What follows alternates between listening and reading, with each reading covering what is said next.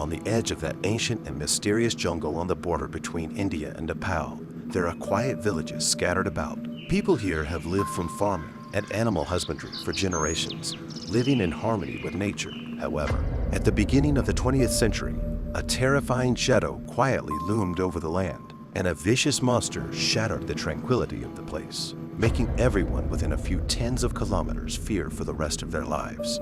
At first, it was only discovered that livestock near the jungle would disappear inexplicably, leaving only a pool of blood and broken bones in their place. It wasn't surprising at all because there were many wild beasts in the nearby forest, and when they were hungry, they would run to the village in search of meat to eat.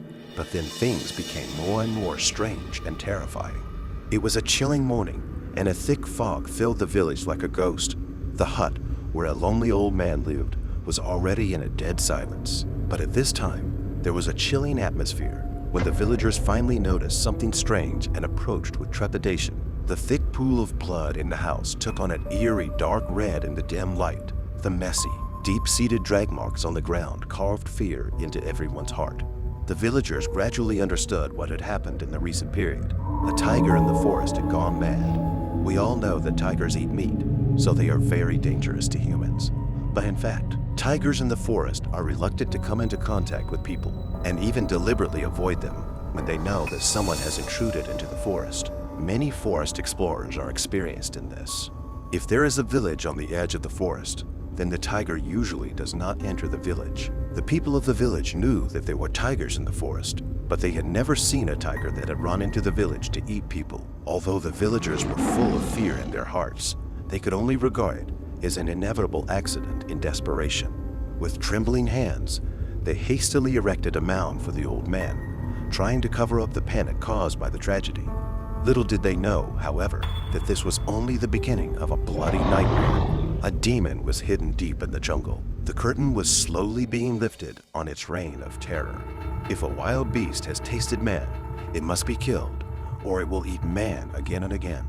The villagers began to organize themselves and try to find the man-eating tiger with rudimentary weapons. However, the patrol searched the jungle for a long time, but found nothing.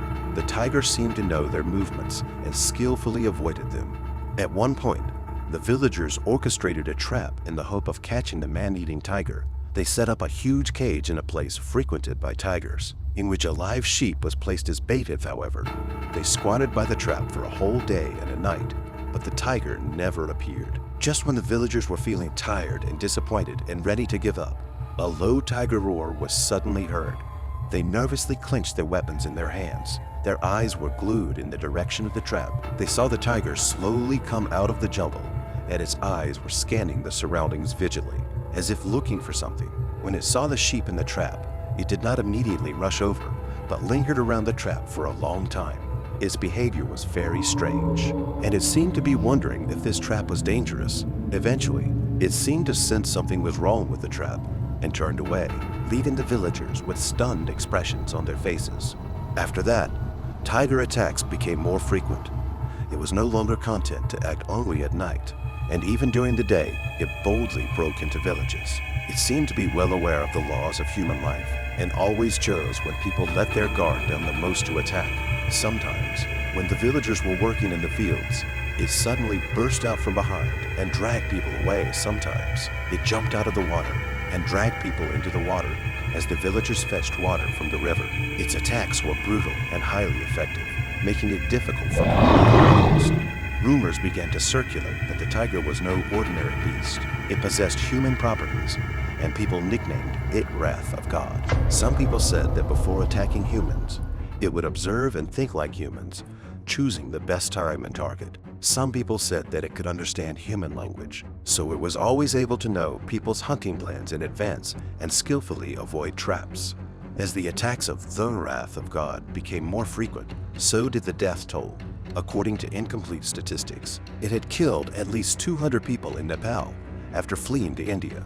It killed at least 236 people in the Champawat region of India, which was why the tiger was later named Champawat. It broke the Guinness World Record for its staggering killing stats and became one of the most ferocious man-eating beasts in human history.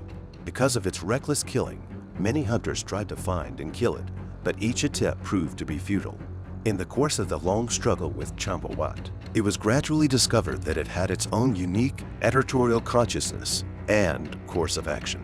It always operated in a specific area, and each attack had a certain pattern. However, even if one grasped these laws, it was difficult to catch it, because it always appeared when people least expected it, and then quickly disappeared into the jungle.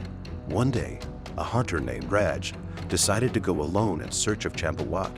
He conducted an in-depth study of the tiger's behavior and habits. Hoping to find its weaknesses, he walked cautiously along the path frequented by tigers. His eyes constantly watched the movements around him. Suddenly, he heard a slight sound of footsteps, so he hid in a tree next to him. After a while, Champawat appeared in his sight. The tiger looked even bigger and ferocious than the legend suggested, and it exuded a chilling aura on its body. Raj clutched the gun tightly in his hand, with both murderous intent and fear in his heart. And what about the tiger? It seemed to sense something strange around him, and it stopped and looked around warily. Its gaze lingered on the tree where Raj was hiding for a moment, then slowly approached the tree. Raj's heart raced, and his hands began to tremble, but he still held back his fear, waiting for the perfect moment. When Champawat walked within a few steps of the tree, Raj opened fire. However, he missed, and Champawat turned and disappeared into the jungle. Soon after, a famous British hunter named James Corbett also heard about Champawat and decided to go and help the local villagers solve the problem. James Corbett had a wealth of hunting experience, having hunted many ferocious beasts.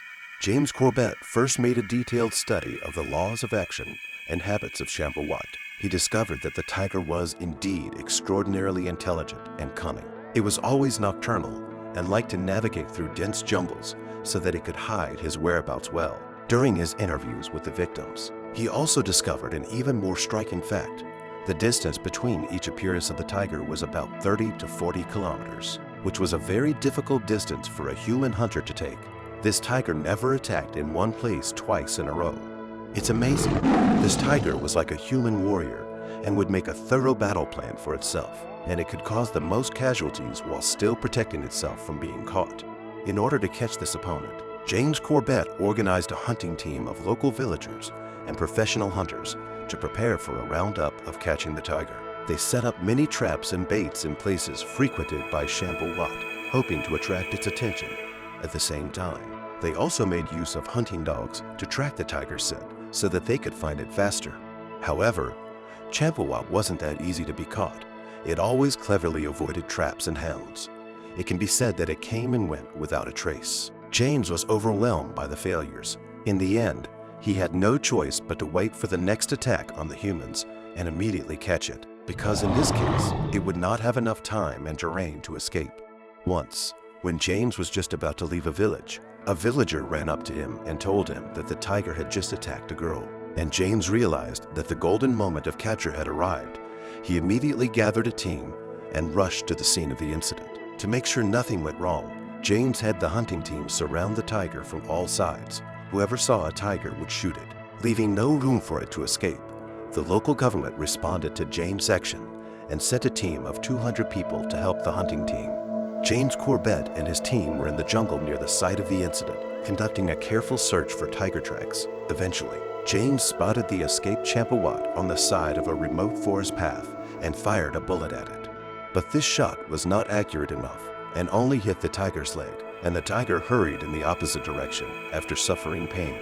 It had already been shot in the leg, so it couldn't run fast, and James carefully continued to chase the blood. Their steps were so light that they could barely hear a sound. The hearts of everyone were racing, and their nerves were tense to the extreme. After about 15 minutes of pursuit, James saw a Champawat resting on a rock. His body was heaving slightly with its breathing, perhaps due to the pains caused by the bullet. James Corbett slowly raised his shotgun. His hands were trembling slightly from nervousness and excitement. His eyes were glued to the tiger's head, trying to find the best angle to shoot. However, just as he was about to pull the trigger, Champawat suddenly opened its eyes as if sensing some kind of dangerous aura. Its originally fearful eyes instantly became sharp and fierce, full of vigilance. The bullet flew out and only hit its right claw, but that was enough, and Champawat, unable to stand on its feet, fell straight off the rock several meters high. James stepped forward and made sure that the evil demon had stopped breathing. James Corbett and his team breathed a sigh of relief as they looked at Champawat. When it fell to the ground, they had mixed feelings. This terrifying contest with the man-eating tiger had finally come to an end. When they heard the news of Champawat's death, the nearby villagers cheered, and they finally got rid of this terrible shadow. While rejoicing, people were also very confused about Champawat's behavior. Why did this tiger attack humans so wildly? Did it really possess human characteristics, as it was in legend? Later, after an autopsy by zoologists, it was found that Champawat attacked humans because its teeth and mandibles were severely damaged, making it unable to hunt other prey like normal tigers. On the other hand, it was a mother who raised young cubs and needed a large supply of food to meet the survival needs of herself and her children. In this difficult situation, she had to turn to humans. Moreover, in the long-term confrontation with humans, it had gradually learned to skillfully avoid human attacks and know how to use the environment to protect itself, which made it seem to have some human-like wisdom and characteristics in the eyes of people. Although Champawat was killed, its horror tales still live on in the land. It has become an eternal nightmare in people's hearts, and it has also made people deeply aware of the mystery and cruelty of nature. In that ancient jungle, there may still be many hidden dangers and secrets waiting to be explored and discovered. We don't know when nature will show its fangs at humans again,